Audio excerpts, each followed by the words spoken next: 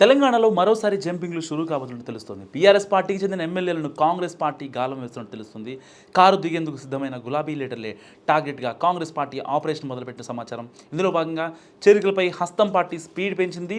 తాజాగా ఉమ్మడి ఆదిలాబాద్ జిల్లా నుంచి మాజీ ఎమ్మెల్యే ఆత్రం సుక్కు, మాజీ ఎంపీ సోయం బాపురావును చేర్చుకొని చేరికలు మళ్లీ షురూ అయ్యాయనే సంకేతాలు ఇచ్చారట. అయితే జాయినింగ్స్ మళ్లీ షురూ కావడంతో గులాబీ పార్టీలో ఆందోళన మొదలైన ప్రచారం జరుగుతుంది.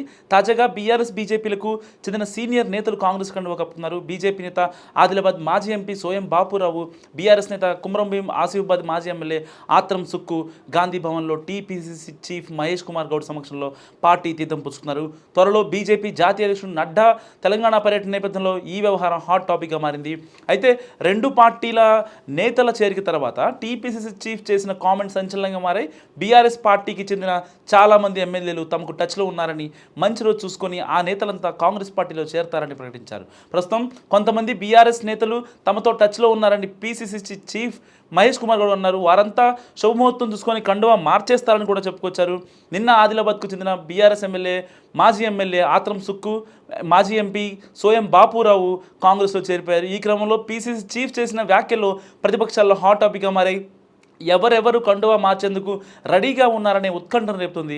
పార్టీకి ఎవరు దూరంగా ఉంటున్నారు, ఎవరు అసంతృప్తిగా ఉంటున్నారు అనే చర్చ మొదలైంది. ఇప్పుడు రాష్ట్ర వ్యాప్తంగా ఏడాది పాలనపై కాంగ్రెస్ పార్టీ విజయోత్సవాలు నిర్వహిస్తోంది. 6 గ్యారంటీలతో పాటు ఏడాది పాలనను ప్రజలకు వివరిస్తుంది. గత పాలనకు కాంగ్రెస్ పాలనకు తేడాను ప్రజలకు చెబుతుంది. స్థానిక సంస్థల ఎన్నికల టార్గెట్గా ప్రజా ఉత్సవాల నిర్వహిస్తుంది. సో లోకల్ బాడీ ఎన్నికల్లో సత్తా చాటాలంటే ప్రచారం కూడా అవసరమని పార్టీ పెద్దలు భావిస్తున్నారట. అయితే స్థానికంలో బీఆర్ఎస్ను మరోసారి గట్టి దెబ్బ కొట్టాలంటే బీఆర్ఎస్ పార్టీ నేతల జాయినింగ్ కూడా అవసరమని లెక్కలు వేస్తున్నారు. సో ఒకే దెబ్బకు 2 పిట్టలన్న చందంలో బీఆర్ఎస్ ఎమ్మెల్యేలను లాగేసుకుని ఎన్నికల్లో భారీ లబ్ధి పొందాలని నేతలు భావిస్తున్నారు. అందుకే నేతల చేరికలపై గాంధీ భవన్ వర్గాలు మరోసారి ఫోకస్ పెట్టినట్టు తెలుస్తుంది.